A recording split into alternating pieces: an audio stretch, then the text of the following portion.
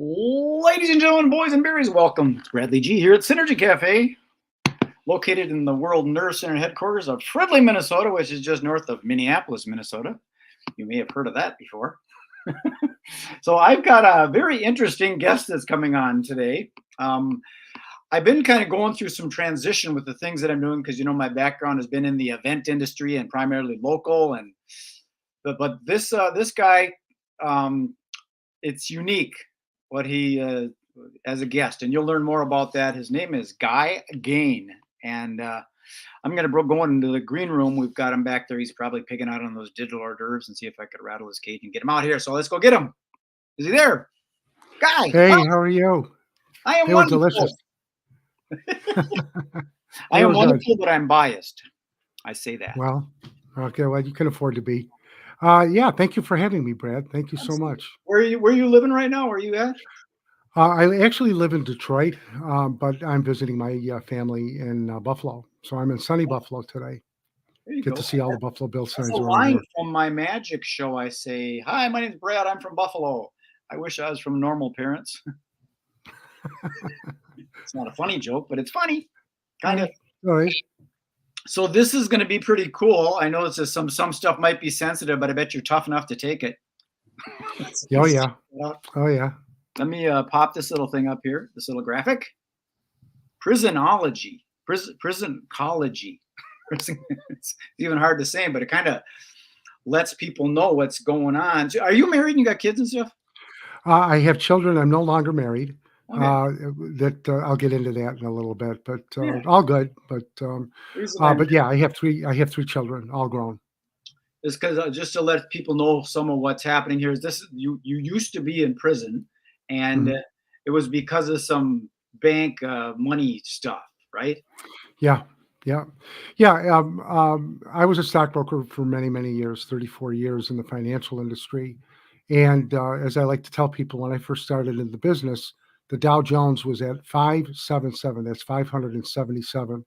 Today it's over 38,000. So I'd seen the good and I'd seen the bad. But I was a broker for many years and a registered investment advisor as well. In 2005, our business changed. Up until that point, I didn't charge my clients commission to deal with me. I was a money manager as a registered investment advisor. And I charged my clients a fee to deal with me. What was great about that is that I had skin in the game. In other words, if my clients made money on a year-to-year basis, I did too. If my clients didn't make money, I would continue to manage their money for free until I made them money. So my clients knew that I had their best interest at heart. Toward the end of my career, which you really never leave the business, I was going to semi-retire. In 2005, the investment industry had a major upheaval. What was happening up until that time is we came to find out that some of the major mutual fund companies, I'm not going to name them because I don't want to get sued, but some of the big name mutual fund companies were allowing money managers like me, but then with me, I was managing millions. These other money managers were managing billions of dollars, and they were allowed to trade after hours, after 4 o'clock when the market closed. So there was a whole revamping of the business, and where I was used to being able to transfer money from a money market to a mutual or to one of the family of funds that I was dealing with. I dealt primarily with mutual funds and variable annuities because they gave us the flexibility of moving the money back and forth daily if we wanted. We didn't do it daily, but if we needed to, we did. And what happened is they, across the board, changed that, and they would not allow transfers like that being done. Today, you can do anywhere between 10 and 15. My average back in those days was 70 to 80 a year. So I wasn't able to do my job correctly. So I had multiple offices throughout the East Coast. I owned my own firm. And I talked to a couple of investment bankers and decided that we were going to redo the business and offer a real estate investment trust. So as we were putting everything together, some of my brokers, I came to find out after everything happened, some of my brokers had been lying to the investors. And they got caught a few years later. They said that I instructed them to do it, and that was ridiculous. I never had a mark on my license, which is really unheard of in the business all of those years. I fought with the government for years that that was wrong. I didn't do that. I even passed a couple of multiple polygraph tests, and to verify, I in fact did not do that. But after about 3.5 years of arguing and fighting with the government, trying to prove my innocence, which was kind of reversed because you're supposed to be innocent and then proven guilty. But Exactly. in any yeah, that didn't happen. But I was indicted, and about a year later, I was sentenced to 13 years in prison, and Jesus. that was crushing, soul crushing, bone crushing. The funny thing is that while the case was going on, you really can't say anything. I know, some people will open up their mouths and make comments about the government and about the court, the judge, and witnesses, and so on. Us mere mortals don't dare do that because they throw the book at you. So unfortunately, my reputation was torn apart. And it was one of the things that I always found a little surprising because even though my name was really, again, just destroyed, and I had a great reputation in Western New York where I lived. Um, I found it funny that most people don't believe what the government says. I mean, some people don't believe anything the government says. Yeah, unless they say that you're guilty. If they say you're guilty, then everybody seemed to believe that. But that's neither here nor there. The thing is that Well, uh, before you go much further, I want to let go ahead. people know because my background is in the event industry, and Mhm, the things you're sharing right now can eventually go into you're an author, also a speaker. So mhm, I want people to know that that's why we're telling this story right. because you learned a lot and you have Mhm, wisdom and knowledge to share with people. That's why I put this up here. It's Gane mhm, Wisdom, Gane wisdom.com, just so right, people know right. that. Okay, go. Right, I appreciate that. Yeah, so I was sentenced to 13 years in prison in September of 2011, reported in October of 2011, and it was bedlam when I walked through that door. It was terrible, and they brought me to the block that I was going to spend the rest of my term at, which I thought. But I met many people of diverse backgrounds. I met white collar guys like me, doctors, lawyers, accountants, and I met the worst of the worst: sex offenders, rapists, murderers, anything you could think of were there. And respect, as probably most of the viewers and listeners have heard, is a really big deal in prison. A really big deal. A lot of fights, a lot of stabbings end up because somebody was disrespected or whatever the case is. The worst, I think, of the living in a place like that were the sex offenders. Those individuals, which are called chomos, that's the word that they use inside, were picked on terribly. It's not a place to be, first of all. But if your conviction is that, your life is hell. But again, I was able to navigate over the years. In the federal system, which is where I was, uh, everybody's familiar with the Supermax. There's a Supermax, what they call, which is a maximum security prison in Colorado, in Florence. This is where El Chapo is.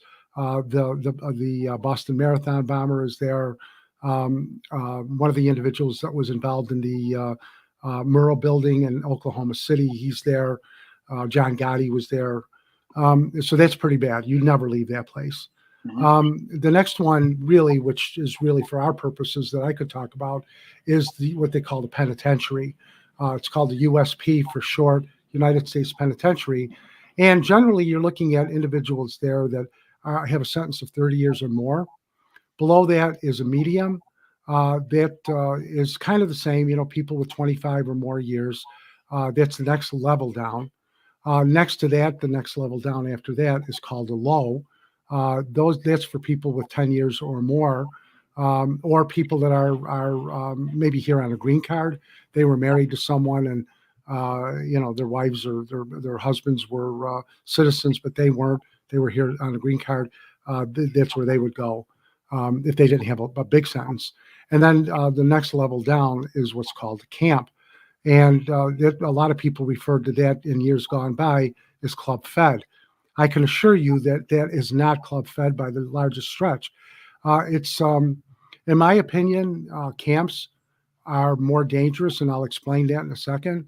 With the medium, or excuse me, with the federal system, a few years back, they decided to let people work their way down. So what I mean by that is that if you were in a penitentiary, you behaved yourself, you could go to a medium, which was a little bit better, not much, but a little. If you behaved there, you could also work your way down to go to the low, which was a little bit better than being in a medium. Still surrounded by fences and walls, armed guards, cameras all over. And then if you were able to survive that, the next level down would be a camp. Now, camps were originally designed for white collar offenders back in the 80s. The time was a little easier back then. You know, the white collar guys that were sentenced were there maybe 2 years, 5 years, something along that line. But what happened is back in 1980, if we were to look at the statistics, there were 25,000 federal inmates at that time. When I reported to prison in October of 2011, that number had ballooned to 213,000 people. And the prisons were totally overcrowded. They did build prisons in the meantime to house more people, but they were crowded as well. So what happened is a lot of the individuals that had worked their way down from the higher levels and ended up in the camp, I found, it was my experience, that some of them, not all of them, but some of them like to prey on the guys that they considered the weaklings. And those were the white collar guys for the most part. These were guys that didn't have calluses on their hands and, you know, just had a great life at one time. The reason I had said earlier that I think that the camps are more harsh is because unlike the higher security levels, there are no cameras around and there's really no guards around. If you were to pass by one, you would think it's a college campus. There's one guard generally that's in the main office. You have buildings that are set off to the side that house the inmates.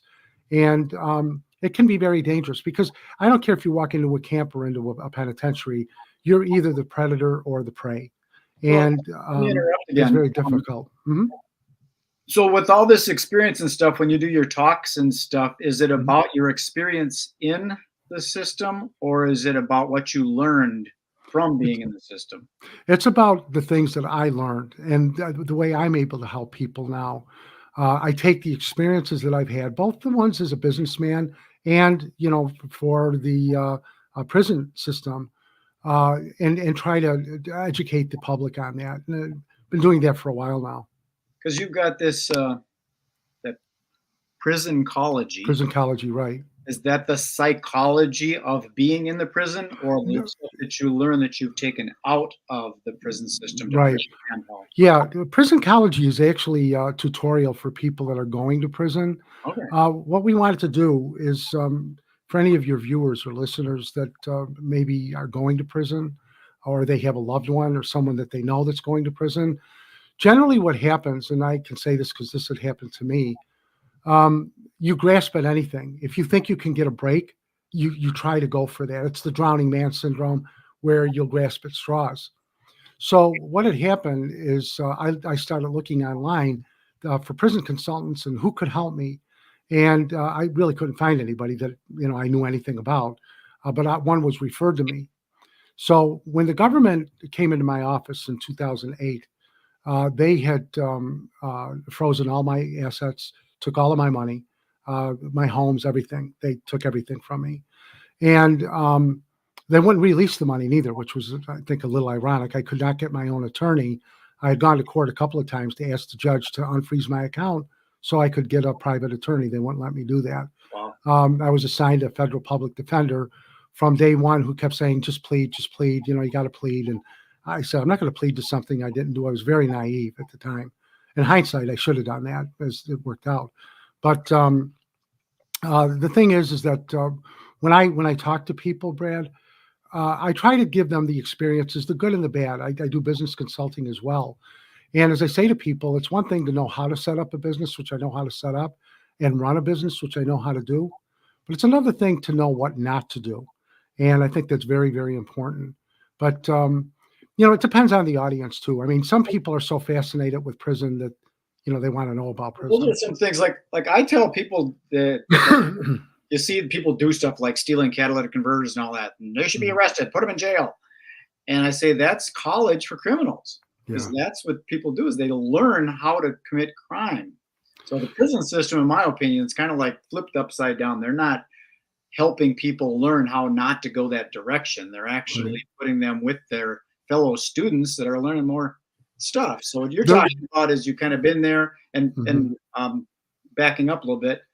Everything to me, when you learn something about one topic, it will transcend to another topic. So if you spend time, I spent some time in the workhouse for DWI. So you learn things in there that can be used in business, or creating a church group, or selling muffins at the farmer's market. You can learn, you can utilize all that kind of stuff. And it sounds like that's what you're kind of communicating to me. There's things that you learn that you can share with other people. Well, the criminal mind, the true criminal mind, is almost fascinating in a way, because they think of things that the average person would never think of. They're always in trouble. The problem is, in prison, when one person gets in trouble, everybody pays the price. And while I was in prison, and because I was there for so long, I had what they call credibility. I had been behind the fence, and that's a big deal. That you did that. I wasn't. People that go to prison for a year, 2 years, they're considered to be there on a coffee break, which is really unfair. The guys that had been down for a long time, that phrase, being down, meaning the number of years, they didn't have an awful lot of patience for guys that walked around the camp and cried and, carried on and that type of thing, which I always try to minimize to a degree, for both sides, because, everything is relative. If you've never been in prison before and you're sentenced to a year, it's devastating. If you've been sentenced to prison for 30 years, that's devastating. There's no good way. I mean, there just isn't. The thing is, with recidivism, with people going back to prison, you kind of know what to expect because you've been there before. Doesn't make it a whole lot easier, but at least you walk in knowing something about how the system works. What we talked about earlier was sometimes people, they know what it's about, and that's why they go there. There's free food there. I know it sounds like a cliche, but that's so true. I would see guys that, this is unbelievable, and if I hadn't heard it myself, I wouldn't have believed it. But I heard guys, when they would be leaving, tell me, "Oh, I got another 5 years in me. I'm going to be back." I tried to help one guy, a Spanish guy. He was studying for his GED, and it was a mandatory thing in prison that you had to get your GED before you were released. Some institutions, some facilities, I should say, really adhere to that, but they can't keep you longer than your sentence. Even if you didn't pass the GED, you just wouldn't get out earlier. I said to this particular individual, because I tutored inmates, gave classes, I was a teacher as well. And I said to this particular guy, "Look, I'm willing to help you. Let me know." And he told me, Gino, that's what my nickname in prison was, Gino. "Now, Gino, I'm going to be back. I've been in prison for 25 years. I'm going to be back. I'll be back in a year or two." And I felt so bad for him. And I said to him, I said, "You don't want to die in prison, but unfortunately, that's the way a lot of folks are. It's part of their life." Well, and it's sad. Another quick interjection. I got a buddy that did some prison time, and now he's got a successful business he's running down in Southern California. But he was telling me that, when I was doing the crime, I didn't know that there was an option to create a business and make more money with less risk than what I was doing stealing stuff. Yeah, so very, very true. They just don't know any better. So forgive them, for they know not what they do. Yeah, that's so true. Is your thing, your right here, GaneWisdom.com, is this like a ministry for you? No, that's my website. I also am a certified life coach. I do public speaking. Of course, an author. And I have a few different businesses. One of them, as we mentioned before, PRISONCOLOGY, which is really an organization. It's not a money-making business. What I was talking about before is the prison consultant. When this guy, maybe just kind of finish that. When this a gentleman, we were able to scrape out $5,000 to give to him. And my wife and I, by the way, at that time did not have the money for that. We just didn't. But some family and friends had put enough together, And what they had done is, what we had done, we sent the money to this individual, and was really, I didn't hear from him for a few weeks after he got the check. And I said to him, I called him up and I said, hey, when are we going to get going? Well, he said, what we're going to do, I'm going to organize letters to the judge. I want you to give me the name of people that will, do a letter for you. I said, I've already done that. What else are we going to do? Because he had made promise the sun and the sky and the moon. Well, that's pretty much all I can do. And my wife was furious. She called him back and said, we want our money back. And of course, we were told it was non-refundable. So he outright stole the money from us, from people that were vulnerable. I did find out in prison a few other guys had gone to consultants, and they had pretty much the same experience. So when I put Prisoncology together, I was still in prison, and I wanted to make it as a tutorial for people that were going in, guys like me that had no idea what they were facing. We put together an ebook, a 100-page ebook. The tutorial is an actual consultation where people can come to us free of charge. We do not charge. We've partnered with the Christian community nationwide. So people that come to us, we tell them what they need to know. We'll talk with them for a few weeks or whatever we need to do. But our focus is also on the families, because they're the ones really that do suffer the most. Most of the time, the breadwinner's gone, and the spouse or girlfriend, whatever, the boyfriend has no idea what to do because that breadwinner is in prison. So we help them as well. Well, what I've learned so far, let me kind of summarize. It sounds like you're an author, so you've got some books and you do speaking engagements talking about this, helping people with their businesses and things. And it sounds like you're also there to help people that may be getting into this prison system and how to navigate through it and get out, and maybe even navigate life and not go in. Right. That's exactly right. That's exactly right. It's not a place that you want to be in. I always compare it to, there's an old saying that everybody wants to go to heaven, but nobody wants to die to go there. And it's the same thing with prison. Everybody wants to know about it, which is the reason that I published Unchained and Unbroken when I first came out of prison, because everybody wanted to know about prison. And that's what that book was about, is how I got strong. I'm also a certified fitness trainer, but how I got strong. That book talks about, diet, nutrition, exercising from the beginner all the way to the person who knows what they're doing. And prison stories, nothing graphic, nothing horrible, but it certainly gives you an idea of what life is like on the inside.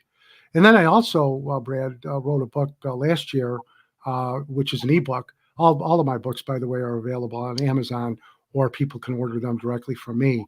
But the book that I did last year is called Managed Money, and An Avenue to Wealth. I took the knowledge that I had about the markets and did a book. And as I say, that's an ebook. And I also have a weekly market update that I do with the website as well. Those are for people with 401ks, 403bs, people that I wanted to make it very, very affordable, because they never have the opportunity to talk to a financial advisor. And we tell them what our analysis has proven is what it's done, and where they should have their money at any particular time. But we do that weekly, and then we have market updates if we need to do that during the week. So it sounds a little bit like you're a multipreneur. You got a lot of things that you learned in your time, had a lot of time to learn about other stuff. Right. Time in the library. Right. Okay. Well, we've gone for about 23 minutes here or so. And before we sign off, is there something you might want to share with someone that might be relevant to whatever hits your heart at this moment? Yeah, I think that when you talk with people, make sure they are people that have gone through an experience, whatever that experience is. As I've said to many, many people, especially people that I've spoken with in a group, when you have someone, there's a lot of motivational speakers out there. And I'd like to believe that I'm one of them, but mine is a little bit different, because as a motivational speaker, many individuals have researched. They've done a lot of reading. I lived through it, and as I've said to people, if you're going to go to have heart surgery, would you like to go to the guy who was #1 in his class at Harvard and graduated last year? Or would you rather have the surgeon that's been doing it for 30 years and has a lot of experience? I think the answer is pretty plain. You'd like to go to the guy who has the experience, and that's me. So I think that I think it's important to always look ahead, never, ever give up. If there's a message I would say or give, never give up. Never give up. because when you give up, that's when you fail, and you don't need to fail. Just That's put one of one my foot in sayings. front of the You others. can't fail if you don't quit. Absolutely. Absolutely. Well, I'm going to pop you into our green room there, and guy, Thank you. got more of those digital hors d'oeuvres. They traded them out, so got a whole new spread. If you're interested, Awesome. feel free to Hope they're a take. little different than the ones I had before. They're better. Good. So if you want to stick around, we can have a little conversation after this, and I'll explain more of how I do all this stuff. Sounds good. Thank you so much. Thank you, sir. There you have it, Mr. Guy Gane. And here's his website one more time, just so you can see. And that's how you get Gane, gainwisdom.com. And you can learn more about him from there. And this is one of his things, is this PRISONCOLOGY. I spent a little time, I used to drink, and I don't drink anymore. I gave it all up, but I spent a little time in the workhouse, and it is a weird environment. It's different than being put in a corner like I had when I was a kid. That's for sure. So that's all I got for you. So peace, love, and happiness. Enjoy the rest of your day. Be good, be kind, be nice. Be nice. See you later. Bye.